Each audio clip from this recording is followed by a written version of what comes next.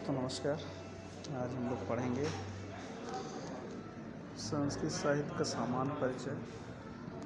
इसमें हम लोग पढ़ेंगे वेदांग।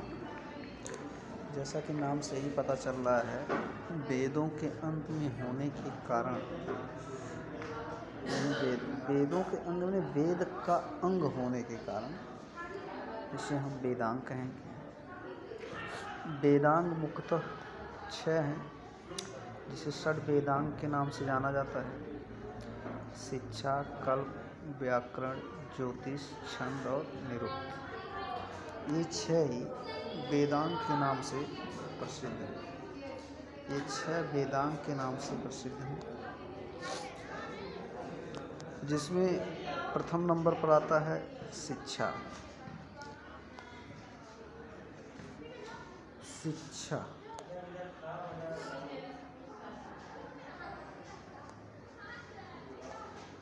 प्रथम नंबर पर क्या आता है? शिक्षा।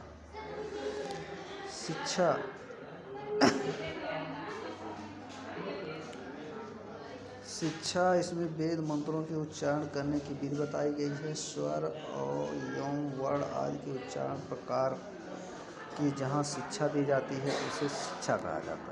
इसका मुख्य उद्देश्य वेद मंत्रों के अभिकरण यथास्थित विशुद्ध उच्चारण किए जाने का है। शिक्षा का उद्भव और विकास वेद मंत्रों के शुद्ध उच्चारण और उनके द्वारा उनकी रक्षा के उद्देश्य से हुआ है।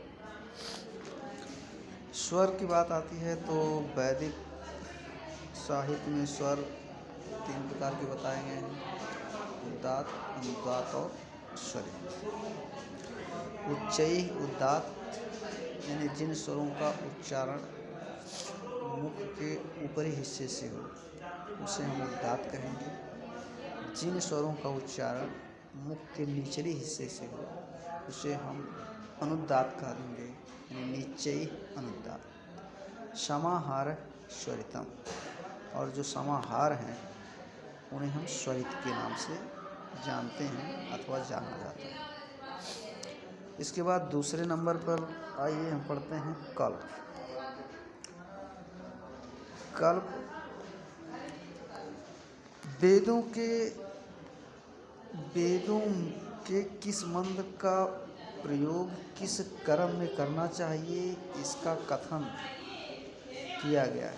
इसकी 3 शाखाएं हैं: श्रौत सूत्र, गृह्य सूत्र और धर्म सूत्र।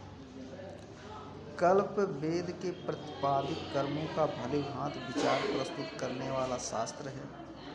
इसमें यज्ञ संबंधी नियम दिए गए हैं।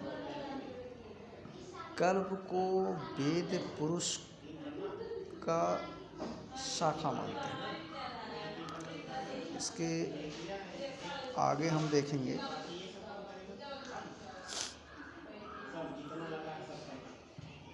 व्याकरण। मुखम व्याकरण स्मृतम, यानी वेद पुरुष के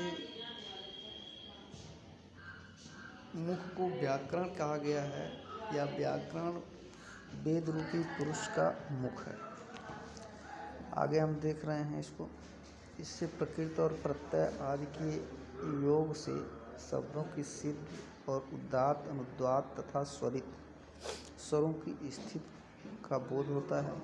वेद शास्त्रों का प्रयोजन जानने अथवा शब्दों का यथार्थ ज्ञान हो सके, अतः इसका अध्ययन आवश्यक होता है।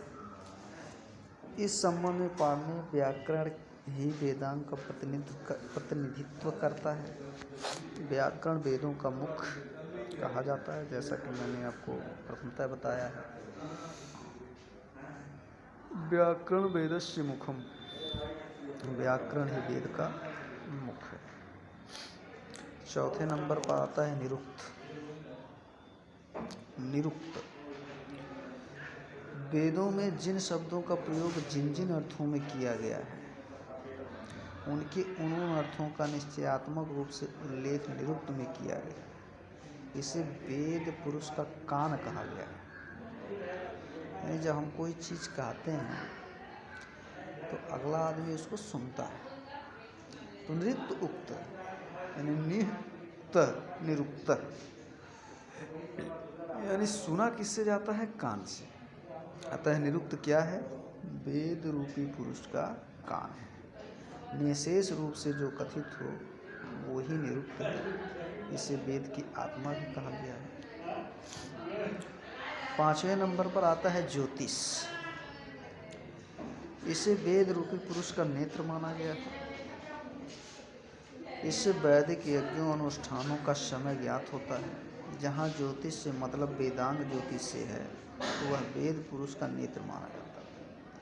वेद यज्ञ क्रम में प्रवृत्त होते और यज्ञ काल के आश्रित होते तथा ज्योतिष शास्त्र से काल का ज्ञान होता है। अनेक वैदिक पहेलियों का भी ज्ञान ज्योतिष के बिना नहीं हो सकता।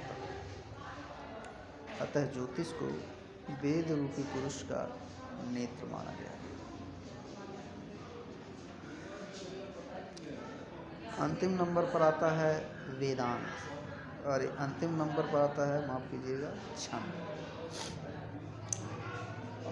छंद पादौ वेदस्य। छंद ही वेद रूपी पुरुष का पाद है अर्थात पैर है। वेदों में प्रयुक्त छंद गायत्री है, उषणी आदि छंद शास्त्रों का प्रयोग किया गया है। इसे वेद रूपी पुरुष का पाद कहा गया है अर्थात पैर कहा गया है। ये छंद वेदों के आवरण हैं। छंद नियत अक्षर वाले होते हैं, यानी निश्चित अक्षर वाले होते हैं। इसका उद्देश्य वैदिक मंत्रों के समुचित पाठ की सुरक्षा के लिए किया गया है। संस्कृत में वेदांग के लिए एक श्लोक की रचना की गई है। छंदः पादौ तु वेदस्य हस्तो कल्पो पठ्यते ज्योतिषमानयनं चक्षुः निरुक्तं श्रोत्रम् उच्यते शिक्षाघ्राणं तु वेदस्य व्याकरणमुखम् अस्मृतं तस्मात् सांगं धियत्यैव ब्रह्मलोके महीते।